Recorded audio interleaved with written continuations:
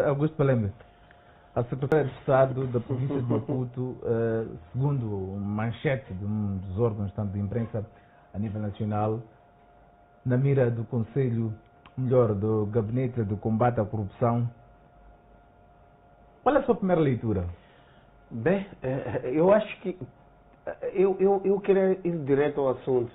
Senti o fone um pouco constrangido, porque ele não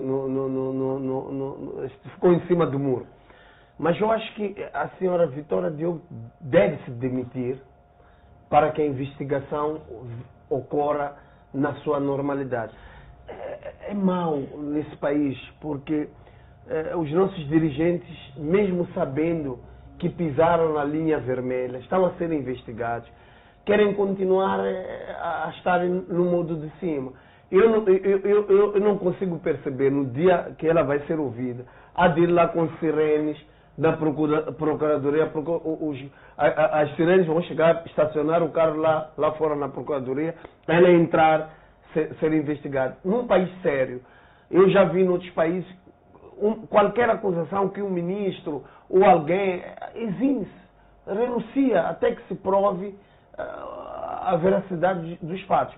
Agora, está de parabéns a imprensa nacional, que despolitou esta situação. Está de parabéns mesmo, porque se não fosse a imprensa, se não fosse os partidos da oposição, se não fosse a sociedade civil que levou a peito para denunciar esses fatos, nós estaríamos aqui, sem falar disso, a senhora a viver do bom e do melhor numa casa de 400 mil meticais. Enquanto há funcionários públicos que o salário mínimo são 3 mil meticais. A senhora estava a viver ali a pagar 400 mil meticais. E sem contar com os salários dela, com água, energia e luz. Ou seja, talvez os gastos que o Estado estava a fazer ali eram 600, 700 mil meticais. Olhando para aquilo que está a acontecer em Cabo Delgado. Há pessoas que não têm nenhuma tenda para ficar. Mas estamos a ter alguém que está a viver numa casa de 400 mil meticais. Então, são essas situações que alguém tem que pôr a mão na consciência. A própria Vitória Diogo tem que pôr a mão na consciência. Não há uma necessidade de ser até a PGR, a andar à procura dela. Ela mesma, no momento que arrendaram aquela casa, ela é funcionária pública há anos. Ela conhece as regras, conhece a lei. Se ela entrou naquela casa, sabia que aquela casa custava 400 mil e o limite é 120 mil meticais. Se não o fez, é porque ela o fez com livre consciência. E ela deve ser penalizada por isso. E eu quero pedir ao chefe do Estado, para o bom da justiça moçambicana, que exonere essa senhora. Que exonere essa senhora para que a justiça possa trabalhar livremente, porque é uma vergonha. E eu acho que a investigação tem que ir mais longe, porque também, além dela, há o Ministério das Finanças. Como é que era feito o pagamento? Bom, chegamos até aí, mas Antônio Mexanga, ainda é uma questão de presunção, não há nada de concreto.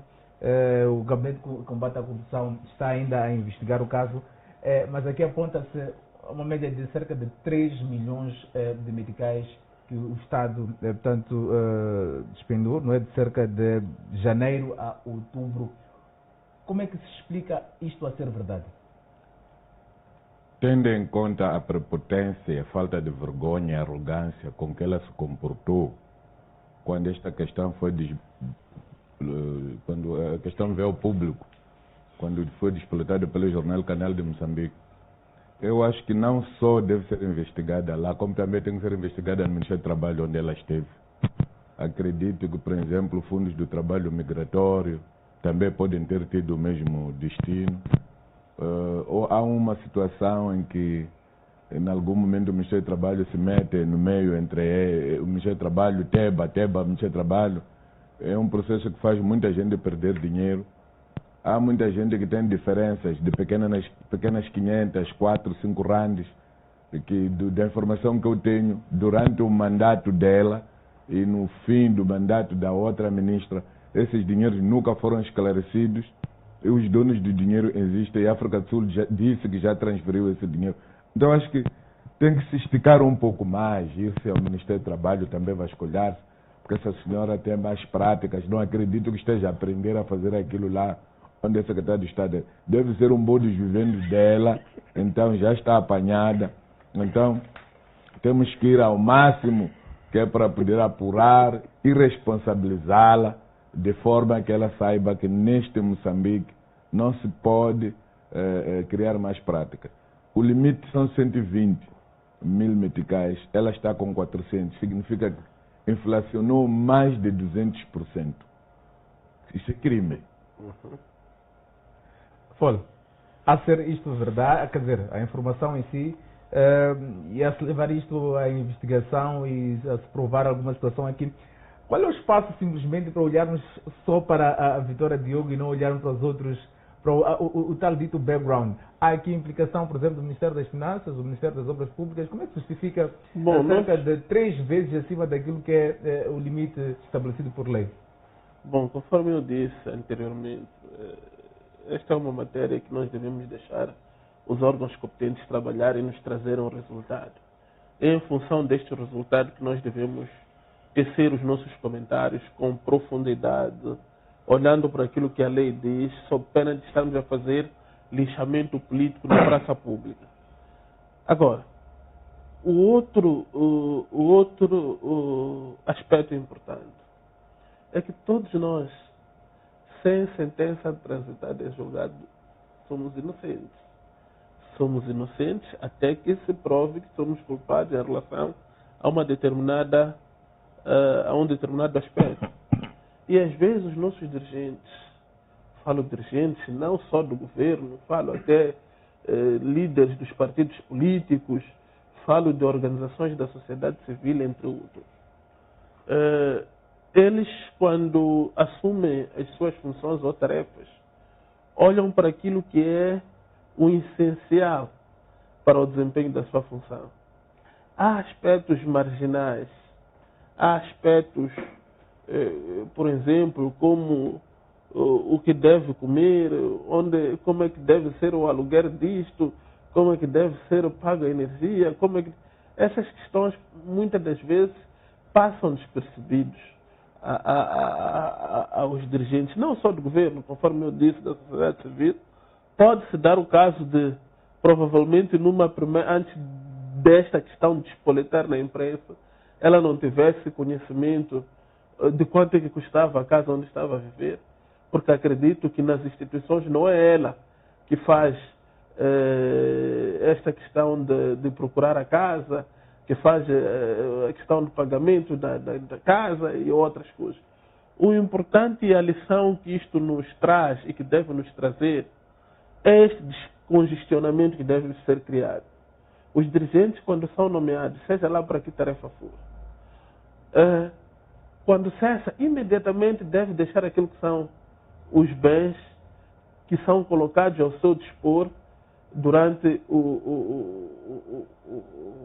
o processo ou durante o período em que está à frente ou na direção, tanto do Ministério, de uma governação, porque se não fazemos isto, o outro dirigente que vier, enquanto está à espera de outro sair, provavelmente vai se fazendo estes arranjos de procurar uma casa, alugar ali, porque são benefícios que estão na lei.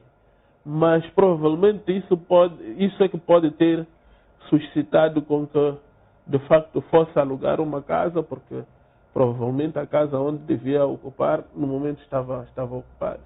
Mas eu não acredito muito nesta coisa dos dirigentes preocuparem-se muito com estas situações logísticas. Agora, há uma questão que se coloca, é que como dirigente também é preciso ter um olho clínico, não é? Sobre as várias situações.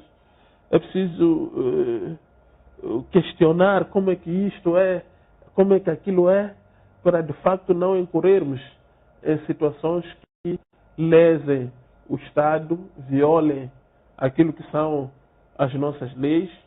E acredito que em momento oportuno, se não apareceu, ela vai aparecer a se explicar, mas também ouvi dizer de que esta situação despolitou uma investigação, que esta investigação seja feita com transparência, com isenção e, de facto, se tiver se violado a lei, as pessoas, ou neste caso o secretário de Estado, seja responsabilizado pelos erros que tiver cometido no exercício das suas funções. José Fol, Mas é preciso perceber de que em processos como estes, às vezes, conforme eu disse anteriormente, pode ter muitas atenuantes.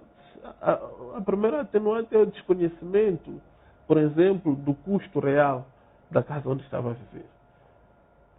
E aqui, se formos a buscar uma responsabilização, não é só da senhora da Vitória. Existe todo um staff, a nível da própria Secretaria de Estado, que é responsável por estas tarefas. Olha, isto levanta um bocadinho de fragilidade, sobretudo a nível no concerne à corrupção no país. Se tivermos a olhar o caso da Vitória Diogo e também os outros casos já levantados pelo Gabinete de Combate à Corrupção que envolvem os órgãos de Estado, qual é a imagem que isto traz? Há fragilidade na tramitação vamos lá dizer, dos processos, dos sistemas? Olha, é preciso perceber que os órgãos de justiça não funcionam como polícia. Mesmo a polícia é para manter a ordem e tranquilidade. Há vezes em que as instituições conseguem ver que o Xanda está, de facto, a pecar naquele momento.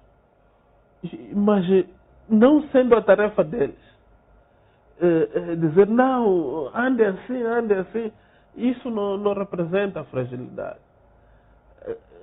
Estaríamos a falar de fragilidade se elas não atuassem dentro da sua competência. Mas, neste momento, elas próprias estão a investigar esta situação. Veja só o momento em que decorreu a ação e o momento em que se despoletou a situação e o momento em que anunciam que estão a investigar esta situação. Veja os momentos, para dizer que os órgãos de justiça não trabalham como polícia, não vão atrás. Olha... Mas a fragilização que eu coloco aqui não necessariamente da parte, por exemplo, do Gabinete de Combate à Corrupção, dos órgãos de justiça, mas a tramitação dos processos que chegam até o processo da corrupção em si. Se olharmos, por exemplo, para os vários casos já despoletados... Sim, é aquilo que eu estava a dizer. A imagem que isto pode traduzir não é boa. Não é boa. Mas até que ponto este caso representa materialmente uma ação corrupta? Senão, a própria Procuradoria não estaria a investigar. O Gabinete de Combate à Corrupção não estaria a investigar. Estaria imediatamente a dizer que aqui houve um ato de corrupção, então imediatamente estaria aí a desencadear aquilo que são os processos subsequentes. Vamos lá fazer gestão de tempo. É preciso saber com relação a essa questão destrinçar estes Exatamente, eu quero a sua posição com relação. É o Gabinete de Combate à Corrupção a levantar mais um caso que envolve um órgão, vamos lá, do Estado, do Governo, com a probabilidade, não é, de estar associado à corrupção. Ainda não é uma matéria acabada para termos a certeza das coisas, mas qual é a imagem que isto levanta? Jorge, o nosso sistema está podre. Temos que aceitar isso. Se não aceitarmos isso, o sistema nunca vai ser organizado.